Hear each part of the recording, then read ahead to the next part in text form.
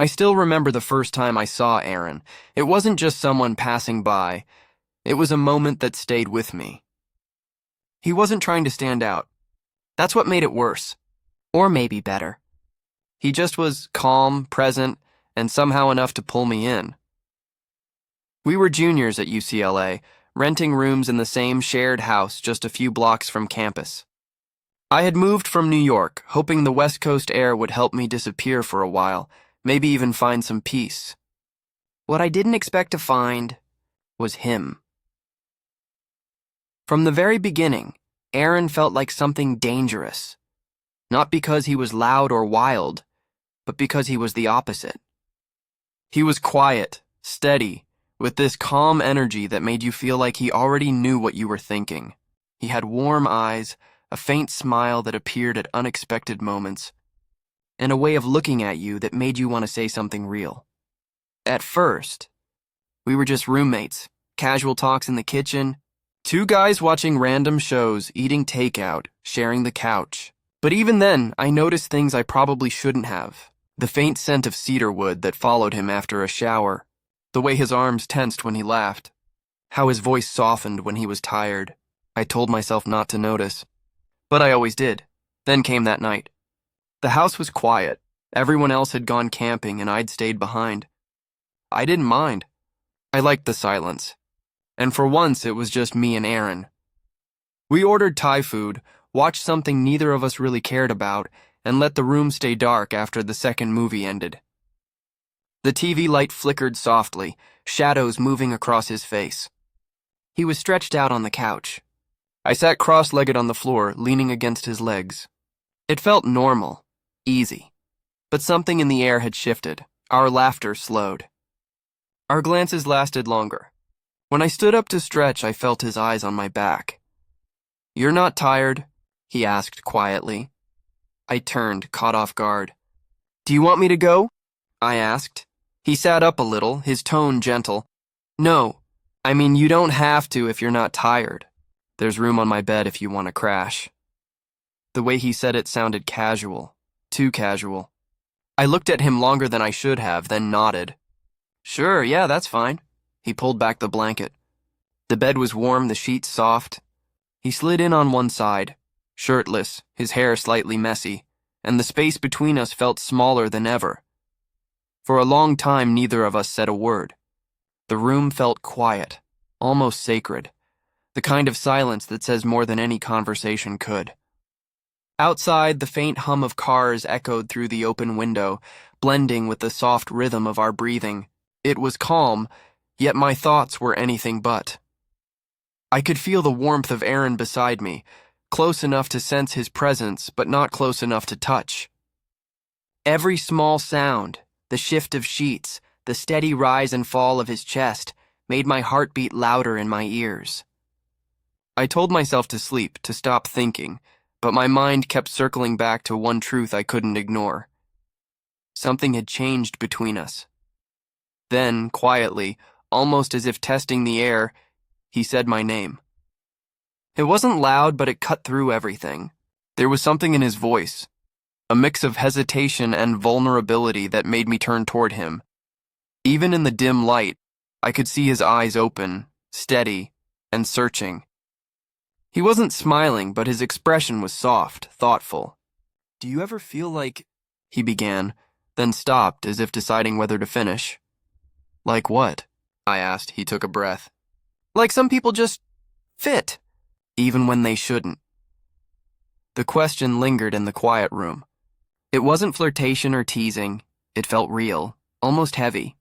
I didn't know how to answer right away. Finally, I said, "Yeah, I think about that sometimes." He turned his gaze to the ceiling, a faint smile crossing his face. "I don't really get it," he said softly. "But with you, it feels easy. I don't have to pretend." His honesty caught me off guard. I'd spent weeks trying to hide what I felt, to treat him like any other friend, any other roommate. But in that moment, every wall I'd built started to crumble. I wanted to say something, to tell him that I felt it too, that there was a comfort in his presence that scared me and calmed me at the same time. But the words wouldn't come, so I stayed quiet, hoping he somehow understood. The room stayed still, except for the quiet sound of rain beginning to tap against the window. It felt like the world had slowed down, leaving only us in that small space. Eventually, his breathing grew slower, deeper. He was falling asleep. I lay awake for a while, staring into the dark, feeling the steady warmth between us. I didn't know what this was, in friendship, something more, or just a moment suspended in time. But for the first time in a long time, I didn't feel alone. Before sleep finally pulled me under, I remember thinking that maybe peace wasn't something you find by running away. Maybe it's something or someone who quietly finds you. Morning light crept through the blinds, painting thin golden lines across the room. For a moment I didn't remember where I was. Then I felt the faint warmth beside me, and it all came rushing back. Aaron was still asleep, one arm resting near me, his breathing slow and steady. I lay there, staring at the ceiling, trying to make sense of the calm that had replaced the storm inside me. Nothing had happened, not really, but something had shifted, quietly and completely.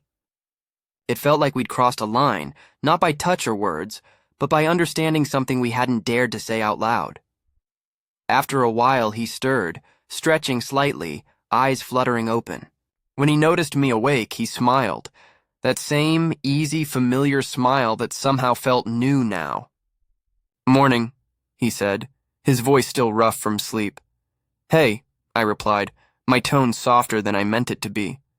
There was a pause, not awkward, but full of unspoken questions. He sat up, rubbing the back of his neck. "Guess we both fell asleep here," he said with a small laugh. "Yeah," I said, smiling back. "I didn't mean to." "Me neither," he said, though the look in his eyes said otherwise. For a few moments, neither of us moved. The sunlight caught the edge of his hair, and he looked peaceful. Then he spoke again, quieter this time. "Last night, it didn't feel weird to you, did it?" I hesitated, my heart picking up pace. "No," I said finally. "It didn't." He nodded like he needed to hear that. "Good, I just didn't want things to be strange between us." "They're not," I said. "They just feel different." He looked at me for a long moment, eyes thoughtful. "Different can be okay," he said. "Maybe even better." I didn't answer. I just smiled, a small, quiet smile that held too much and not enough all at once. In that moment, I realized that whatever this was, it wasn't something I could ignore anymore. It wasn't loud or dramatic. It was subtle, patient, like the first breath of a new season. As he stood and left the room to start the day, I stayed behind for a moment, watching the sunlight fill the empty space he'd left.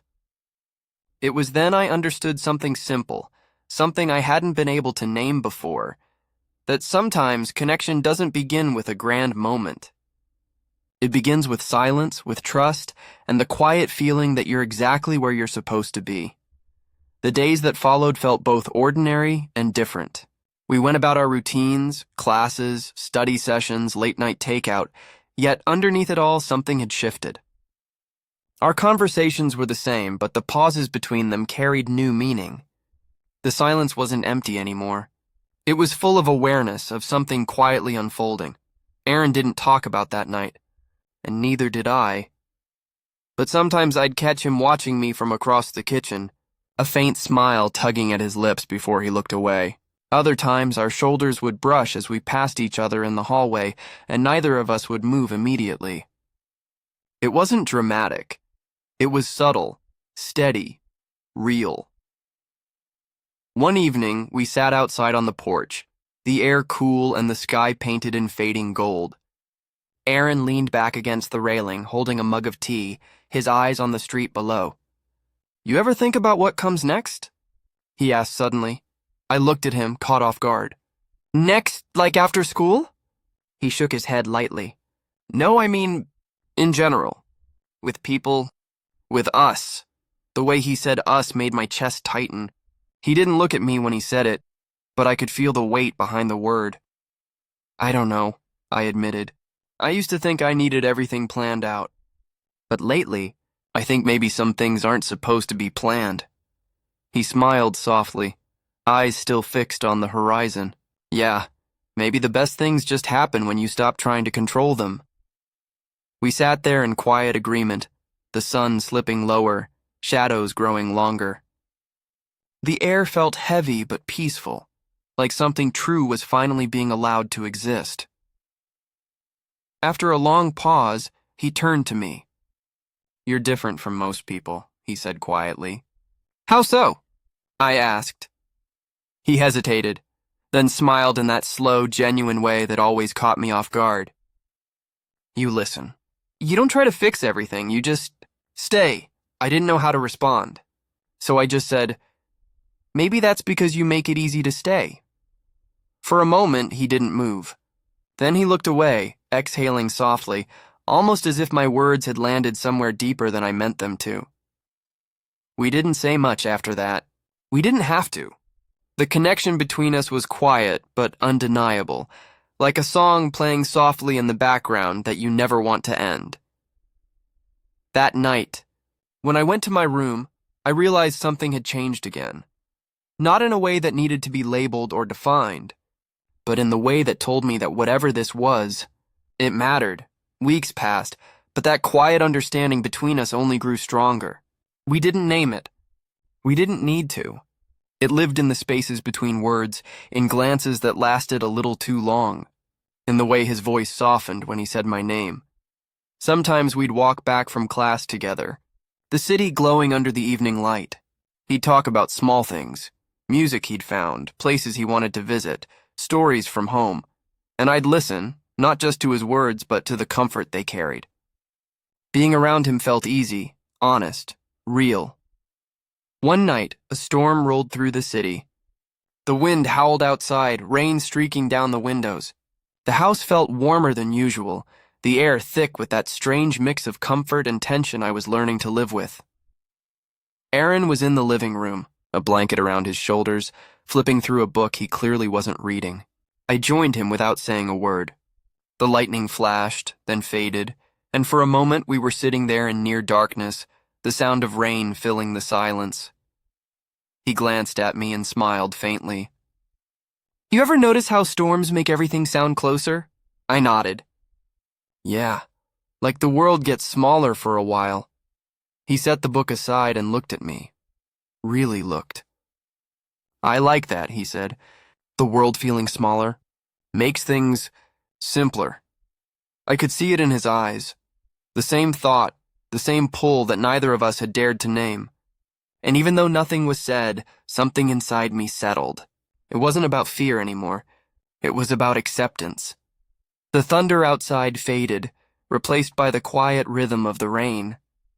We stayed there for hours, talking about everything and nothing, the kind of conversation that only happens when you feel completely safe with someone. At some point, I realized the storm had passed. But I didn't want to move. I didn't want to break the quiet peace we'd found sitting side by side. As the last drops of rain traced lines down the glass, Aaron turned to me and said softly, "You ever think maybe this, whatever it is, found us for a reason?" I didn't answer right away. I just met his gaze, felt the calm in his words, and finally said, "Yeah, I think maybe it did." And for the first time, the silence between us didn't feel uncertain. It felt like home. Time has a way of testing things, even the ones that feel unshakable. When people started to notice how close we were, the questions followed. Some subtle, some not. "Are you two always together? What's going on between you guys?" At first I laughed it off. So did Aaron. But behind every joke was a flicker of truth neither of us could keep hiding. One night, we sat outside on the porch again, the same spot where so many quiet moments had begun. The air was cool, the city buzzing softly in the distance. He was quiet for a long time before finally saying, "I used to care a lot about what people thought, but lately, I just don't want to keep pretending." I looked at him, feeling that familiar mix of fear and relief. "What if people don't understand?" I asked. He smiled, small and steady. "Then they don't, but I do, and I think that's enough." Something in his voice made me breathe easier. Because for the first time, I realized I wasn't scared of being seen. Not if it was beside him. We didn't make a big announcement. We didn't have to. People slowly stopped asking, stopped assuming. And in their silence, we found space to just exist. Days turned into months. We finished school, packed up that little house, and went our separate ways for a while. But the bond we built never really faded. Some connections don't. They become part of who you are, woven quietly into every version of your future. Sometimes, when I think back to those days and the laughter, the quiet nights, the storm, the sunlight, I realize that meeting Aaron wasn't chance. It was a reminder that some people don't just walk into your life, they anchor it. He taught me that peace isn't the absence of chaos. It's finding someone who makes the world quiet, even for a moment. And for me, that moment was him.